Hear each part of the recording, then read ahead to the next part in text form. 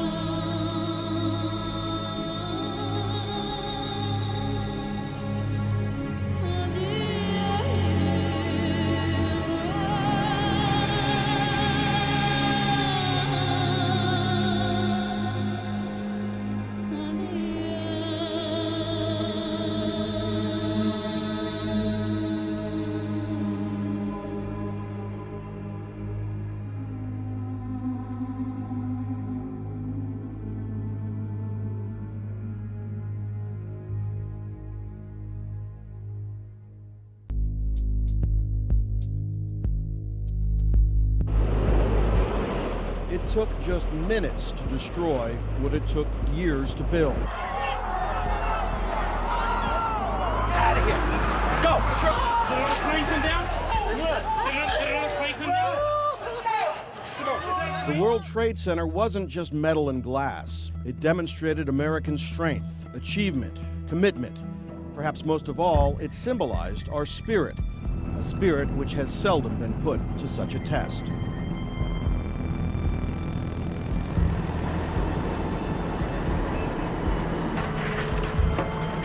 Initially, logistics were the priority at Ground Zero. Where to put the thousands of tons of debris, how to sort through it, and still preserve the nation's largest and most complicated crime scene ever. Pass back. Within just 2 days, Texans arrived at Ground Zero and immediately made an impression. The guys from Texas come up here and they were tremendous. Tremendous work ethic, tremendous honesty, told me what they can do, told me what they couldn't do, which is just as important as what they could do. And we put it together. Who's working over there? Together, they were able to devise a plan to transport the debris and preserve the evidence. That process would last more than 8 months. This is where the process begins. 16 square acres of land that once served as the foundation for the World Trade Center. At one time, the debris was intensely compacted, standing 8 stories high. Heavy machinery scoops it up and lays it out on the ground floor. Workers, mostly retired volunteers and military veterans, use picks and rakes to sift through the rubble. They hunt for the very thing they dread finding, human body parts that might give some family closure. It's the first of several searches, and it's dangerous. Just days before we arrived, a truck accidentally launched a concrete boulder the size of a basketball, sending it hurtling through the air after pinching it with a tire. So it was like a projectile. Oh yeah, it was like 6 feet off the ground as it was going through the air, and then arced and it had bounced off that concrete wall. So there's still a ton of hazards that you guys probably never even thought of. No, never would have known that. The debris is brought here by truck to the foot of the Hudson River. It's offloaded onto barges where it will finally make its way to Staten Island. It's about a 10-mile trip downstream to a place ironically called the Fresh Kills Landfill.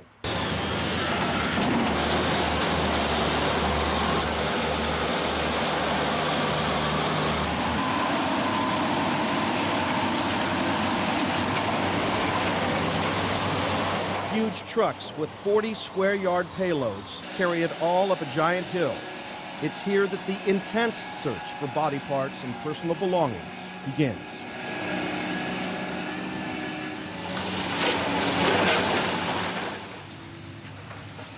Led by Houston's Garner Environmental, The Hill is a hastily produced creation involving 35 government agencies, a half-dozen private contractors, and an enduring core of volunteers. For Garner, it wasn't easy at first. They arrived to help and offer services. Instead, union issues loomed large. Sources say it was common to find screwdrivers stuck in truck gearboxes or mysterious flat tires that were fine the night before. They have their way of doing business here, and that's not to say it's wrong, but it's just not our way of doing business. It was a little tenuous at first because there were some issues about what would the union say and how are they going to regard a Texas contractor and all these operators coming in from the South. We had some concerns. We've managed to work through those. For 8 months, the Hill has played host to 10 to 12-hour shifts, and it's become a city for those who call it their temporary home. Workers need to eat, so there's the Hilltop Cafe, their own garbage dump restaurant. Encouraging letters from school kids the nation over hang in the mess hall. Photographs of those identified on the Hill serve as reminders that all the work here is not in vain. Their pictures, their ages, and method of identification are solemnly displayed. Every worker must decontaminate after every shift, since asbestos contamination and other lung hazards are very real health threats. This bin contains all the airplane parts found on the Hill, and nearby, the morgue analyzes body parts each day. In fact, it's that aspect of the work that's proven too much to handle for many workers on the Hill. Because I had a young guy, he was one of the guys who cleaned screens, and he found a pretty large body part on the top of his screen, and he just came up to me and said, you know what, I appreciate everything. He said, but this is just not for me. He said, I don't think I can take it. And I had another guy, I mean, he had worked with me, I guess, almost 3 weeks. Same thing. Coming up, the discoveries these people will never forget. I mean, it's hard to explain, but to actually see it and what goes through your body, it's just words can't explain. When the Hill continues.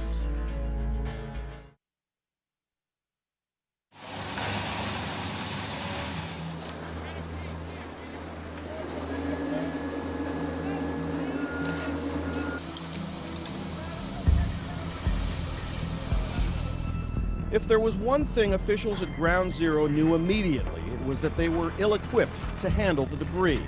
Within hours, dozens of private contractors would descend on Manhattan Island, many less intent on helping and more intent on making a buck. There were those that lied to us, those that talked out of both sides of their mouth.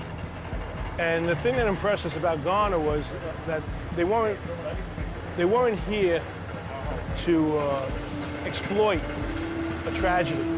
They were here to assist us in handling what had to be done. Garner's reputation made it a leading choice and ultimately the driving force on the Hill. Still, in terms of handling the sheer volume of crime scene material, officials on site were reinventing the wheel. This is a debris issue that nobody's ever had to deal with. As Richard Marks with the FBI is fond of saying, we're writing the book as we go.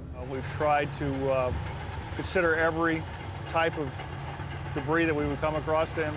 We think by looking at it in the ways that we have, we've given it the best look possible. Well, we've come up to close to 4,000 body parts already.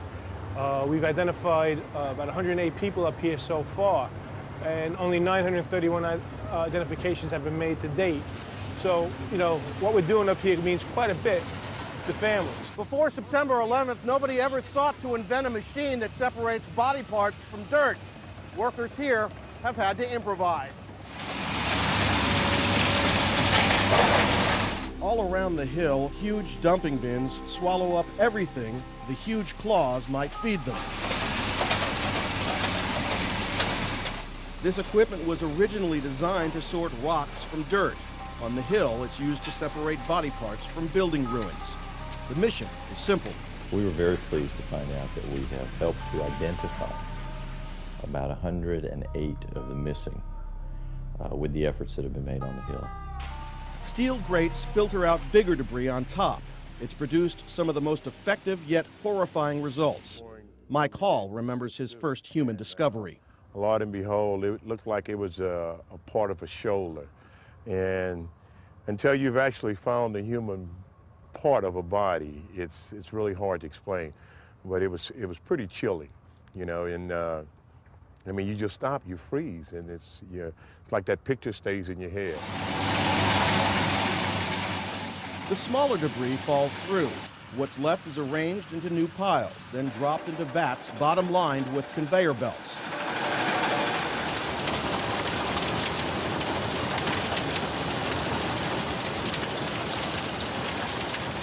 The belts carry the material into makeshift tents,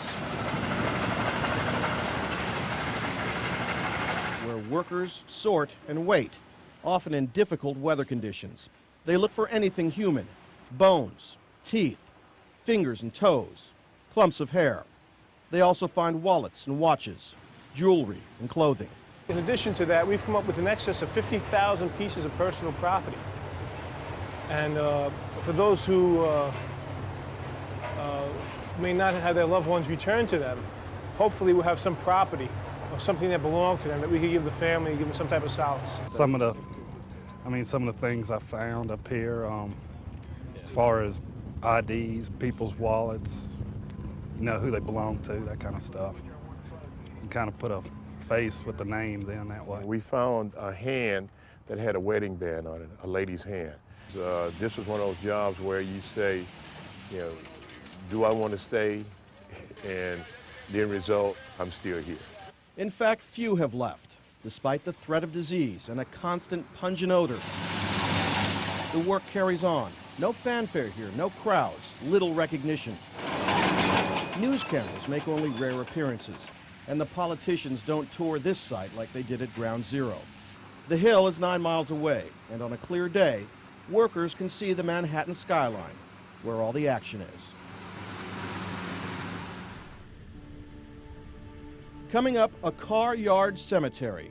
Thousands of crushed vehicles, each with its own story, all sharing the same result when the hill continues.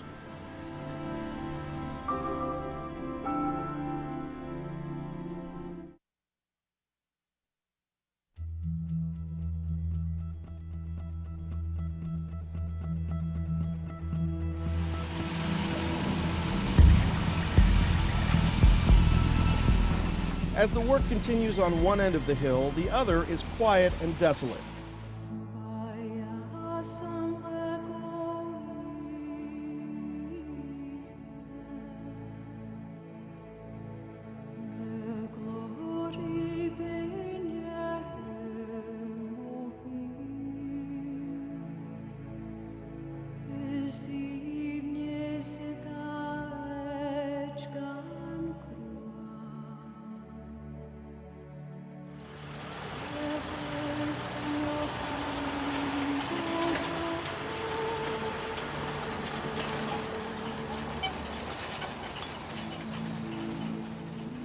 Except for the occasional delivery, these lifeless vehicles are stacked 2 to 3 high.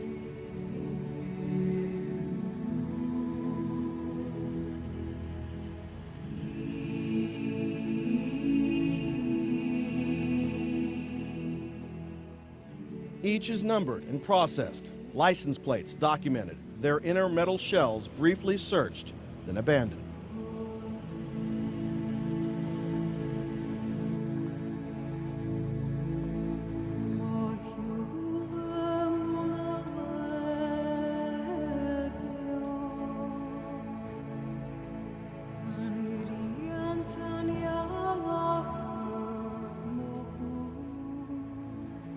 They almost look like large mangled bodies, metal twisted beyond recognition.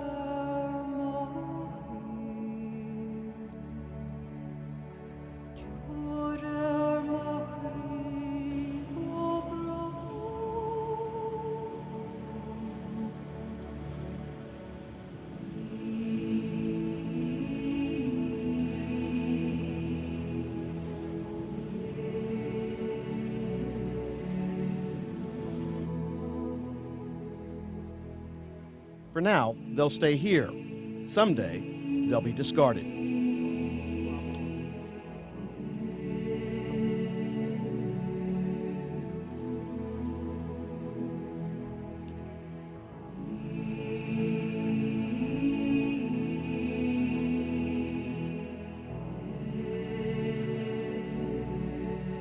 People's belongings often fall out of discarded glove boxes and trunks.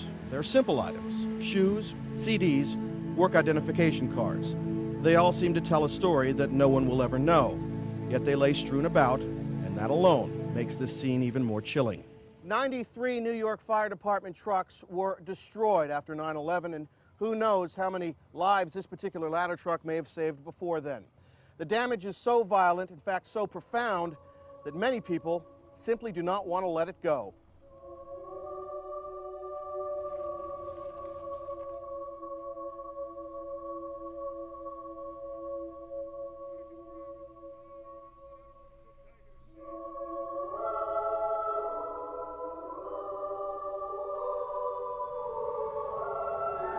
The attention to human loss seems mostly centered around New York's police and fire departments, but the city's Port Authority police also lost people, 37 of them. Department veteran Ron Mendenhall has worked on the Hill since day one.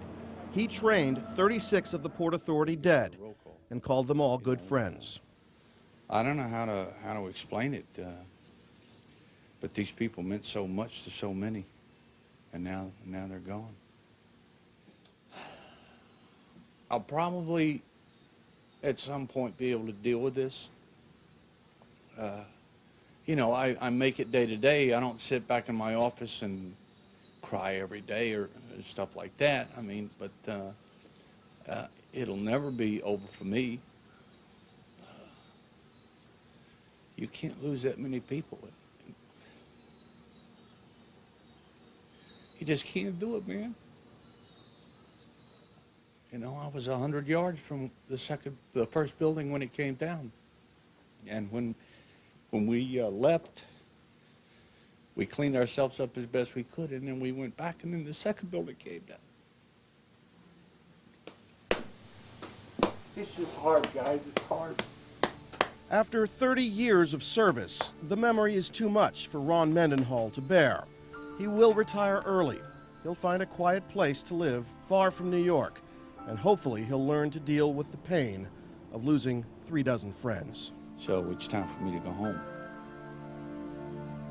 It's time for me to pack it in. What time? Oh, yeah. I got to leave.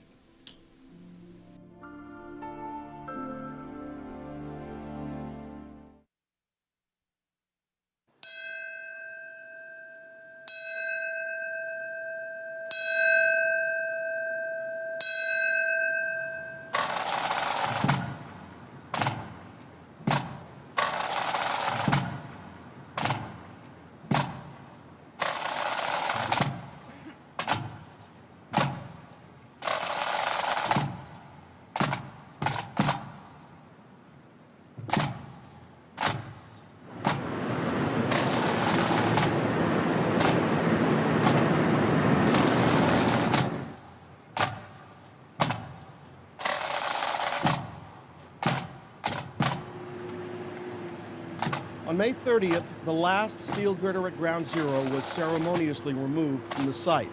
The world watched tearfully as the event brought to a close the recovery effort at Ground Zero.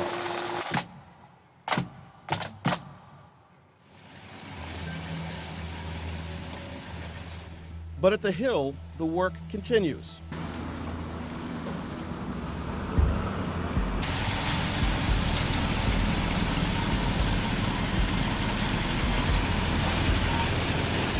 And it will for weeks. But out of the ashes, these men and women have learned a lot about themselves and even more about life. I think I appreciate life a lot more. You know, we all think about what we're going to do when we retire. From doing this work and being here, I think of things more as one day at a time. We came here not knowing exactly what to expect. I've met some fine people. We've meshed together like we've known each other forever. I have visions in my head that won't ever go away. And I've seen it in the eyes of the people with whom I work on the site, where they've been affected. But as Mike said, and as we've all agreed, there's a job to do. You ain't calling me to join you, and I'm spoken for anyway. But I will cry when you go away. I will cry you go away. If we get closure to 5 more people, it means the world to them. If you can hand back that diamond ring, if you can hand back, you know, something of a personal nature, then it gives closure to that family. I hope it never happens again, but if it does happen again, I'm going to say I'll be the first one to volunteer to come and see what I can do. But it's a pretty chilling sight. I will cry when you go away. I will cry when you go away. You feel the pain, but you got to answer the call. You can't go sick. You got to come here every day because they deserve it. I mean, it's the least you can do. I will cry when you go away.